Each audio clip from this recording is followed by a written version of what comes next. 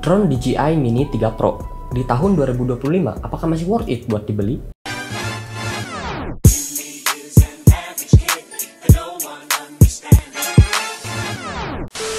Ya cuy, kali ini gue bakalan bahas drone yang gue punya.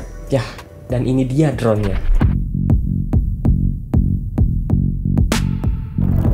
Ya, drone DJI Mini 3 Pro. Drone rilisan tahun 2022 ini dibekali dengan sensor tabrak di ketiga sisinya, yaitu depan, belakang, dan bawah. Memungkinkan drone ini dapat menjadi drone yang lebih aman untuk para pemula. Beda dengan adiknya yaitu DJI Mini 3 yang belum mempunyai sensor tabrak di ketiga sisi seperti drone DJI Mini 3 Pro ini. Drone ini juga dibekali dengan sensor gambar 48 megapiksel yang dipadukan dengan aperture lensa di 1.7 yang tentunya amat sangat cukup untuk menangkap gambar atau merekam video dengan kualitas XD bahkan 4K. Rentan ISO di kamera drone ini memiliki rentang ISO di 100-3200 untuk video dan juga fotonya. Jadi cukup bagus banget buat menangkap momen di keadaan low light. Drone ini diklaim dapat terbang di kisaran 38 menit untuk penggunaan baterai standar atau non plus yang berkapasitas 2453 mAh. Sedangkan untuk penggunaan baterai plus dengan kapasitas 3850 mAh, drone ini diklaim dapat terbang di kisaran 51 menit. Hal ini tentunya cukup menguntungkan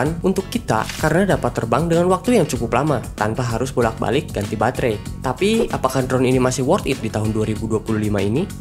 Seperti yang kita tahu, setelah rilisan drone-drone generasi berikutnya atau generasi seri mini berikutnya setelah drone DJI Mini 3 Pro ini, kayak DJI Mini 4 Pro atau mungkin yang baru banget rilis di tahun ini 2025 yaitu Mavic 4 Pro yang kameranya bisa 360 derajat. Semoga aja gue bisa beli drone itu ya cuy. Tapi nggak sebanding tentunya kalau misalkan kita bandingkan DJI Mini 3 Pro ini dengan DJI Mavic Pro, karena tentunya dari spesifikasi dan harganya juga itu udah jauh banget. Tapi dengan adanya generasi-generasi selanjutnya setelah DJI Mini 3 Pro ini, apakah drone DJI Mini 3 Pro ini masih layak buat dibeli di tahun ini?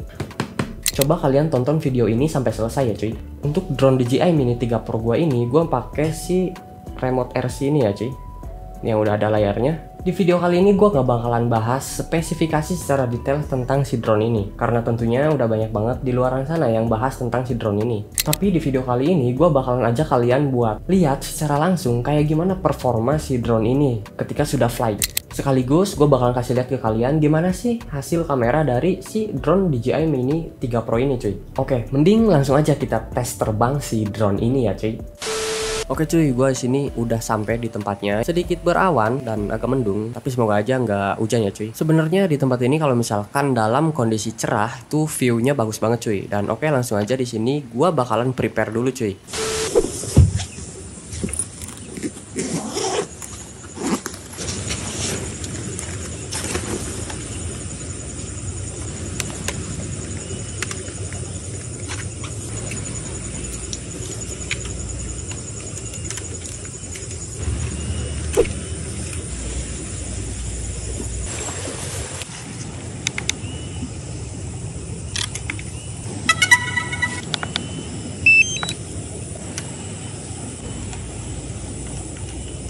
Oke cuy, dan sekarang gue bakalan tes terbang si drone ini. Dan semoga aja suara gue kedengeran ya cuy, karena gue lupa buat bawa si mikrofon gue.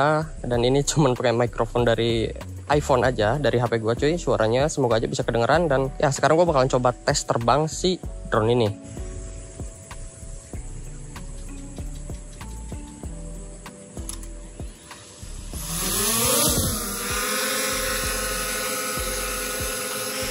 Mungkin di sini gue bakalan coba jauhin dulu drone-nya biar nggak berisik aja.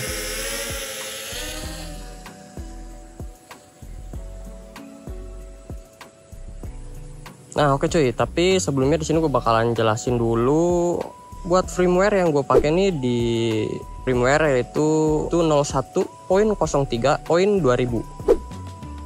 Ini merupakan firmware gua yang terbaru ya cuy, tapi gua nggak berani buat update lagi karena katanya kalau misalkan kita update dari si firmware ini bisa mempengaruhi jarak terbang kita cuy. Jadi gua nggak pengen ambil resiko buat update si firmware-nya ini. Untuk safety di sini sensor anti tabraknya gua pakai yang brake atau berhenti ketika ada halangan ya, atau ketika ada obstacle dia bakalan berhenti cuy. Untuk max attitude-nya gua di 500 meter, max distance-nya di no limit. Dan untuk auto RTH atau return to home-nya gue setting di 100 cuy. Untuk settingan yang lainnya di sini gue pakai yang standarnya aja cuy, yang biasanya orang-orang pakai, atau kalian juga bisa lihat settingan gue dan kalian bisa tiru settingan ini cuy. Dan ini adalah format kameranya. Di sini gue masih pakai DSLR dan gue ganti dulu ke normal. Untuk sisanya seperti ini cuy.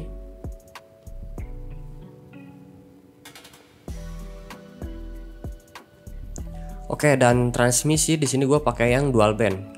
Dan untuk channel modenya gue pakai yang otomatis. Oke, mungkin langsung aja di sini gue bakalan tes terbang si drone ini, seberapa jauh dia bisa terbang. Dan gue bakalan terbangin drone ini sampai si sinyalnya terganggu aja cuy, atau berwarna merah. Karena untuk menghindari adanya flyaway atau si drone-nya kabur apabila gue lakukan penerbangan sampai si sinyalnya benar-benar hilang atau koneksi si remote dengan drone-nya terputus. Oke, langsung aja di sini gue bakalan terbangin. Kita lihat seberapa jauh dia bisa terbang sampai si sinyalnya berwarna merah ya cuy. Oke, di ketinggian 22 meter masih naik lagi. Gue bakalan naikin lagi mungkin di sekitar 200 meteran nanti.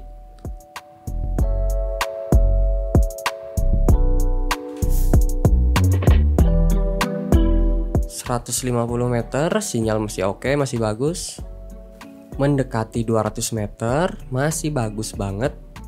Apakah bisa tembus di 500 meter? Kita lihat bareng-bareng cuy. Oke, 300 meter. Dan ketinggian di 111 meter ya cuy. Ayo, apakah bisa tembus di 500 meter? Ayo, ayo. Sinyal masih oke ya.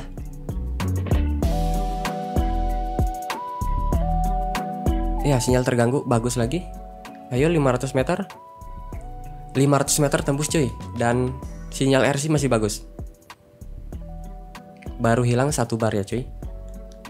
Oke, 800 meter apakah bisa tembus?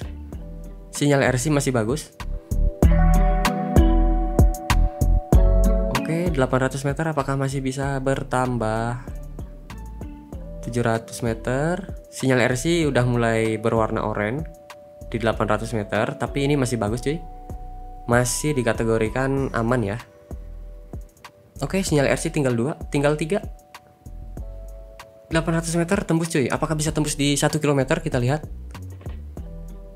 Sinyal RC masih ada 2 bar. 1 kilo, ayo 1 kilo. 1 kilometer. Oke cuy, tembus di 1 km. Dan sinyal RC masih ada 2 dan ini masih aman cuy. Belum berwarna merah. Oke, berapa? Maxnya berapa maxnya?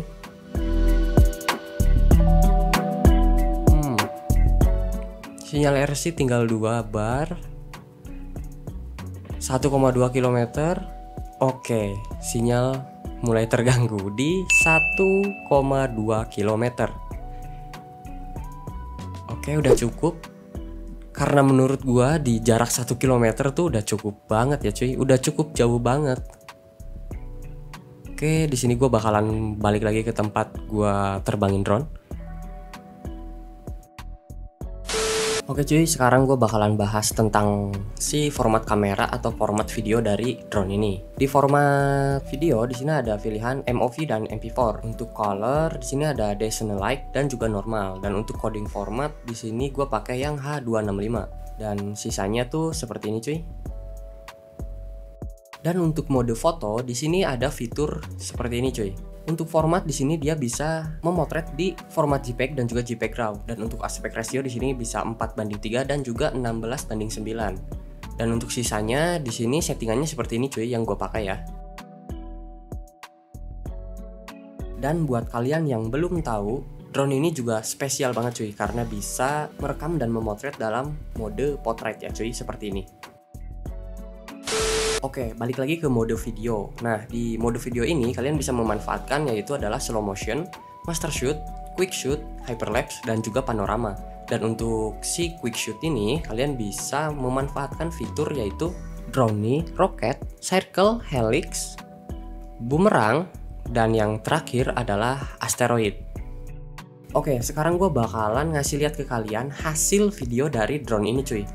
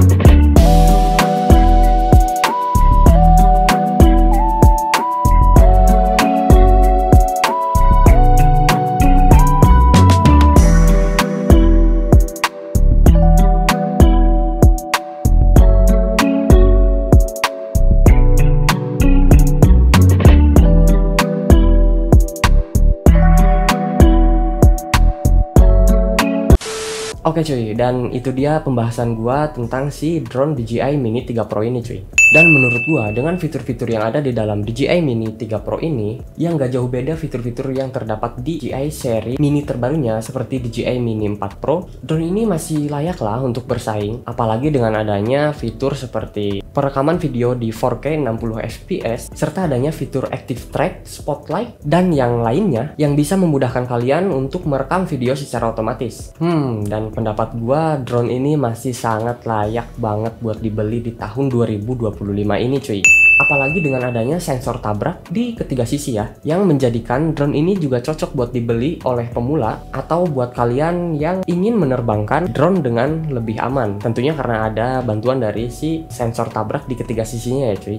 Selain itu, drone ini juga mudah banget dibawa kemana-mana karena bentuknya yang ringkas dan juga kecil ya. Tapi walaupun ringkas dan kecil, fitur-fitur dan hasil kameranya ini bagus banget cuy buat kalian bawa kemana-mana. Ya, dan drone ini mudah dibawa kemana-mana, jadi cocok lah buat kalian yang hobinya traveling dan ingin mengabadikan momen-momen tertentu menggunakan drone. Drone DJI Mini 3 Pro ini masih layak buat kalian beli atau buat kalian bawa ketika kalian traveling cuy. Ya, mungkin segitu dulu pembahasan gue tentang si drone DJI Mini 3 Pro gue ini cuy. Kalaupun ada salah kata atau ada yang keliru setiap gue bahas, gue minta buat kalian maklumi. Save like, salam satu langit. Gue Dian, pamit undur diri.